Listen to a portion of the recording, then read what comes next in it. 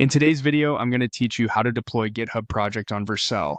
We'll start on GitHub, open your GitHub dashboard in the browser and create a new repository.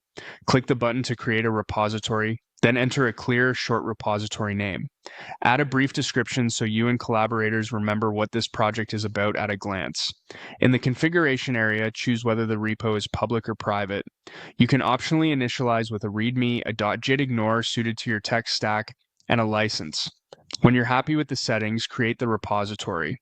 With the repository ready, add your project files. On the repository page, use the option to add a file, then choose to upload an existing file or folder.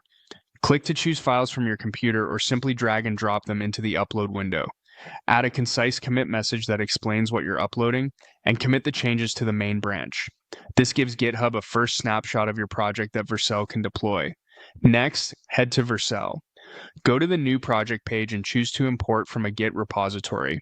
If it's your first time, you may be asked to connect your GitHub account. Grant access so Vercel can read your repositories. You'll then see a list of your repositories. Find the one you just created and select Import. You'll land on the new project setup screen. If you're part of a team, pick the correct team or your personal account. Adjust the project name if needed. Keeping it consistent with your repo name is helpful. Choose a framework preset that matches your project, such as Next.js, React, or other if you're not using a preset. Vercel will suggest default build and output settings. If your framework isn't detected, specify the build command and output directory your app uses. For static sites, the output directory might be something like dist or build. If your app needs secrets or API keys, add them as environment variables here rather than committing them to Git. Create the variables for the environments you plan to use, such as production or preview. When everything looks right, click Deploy.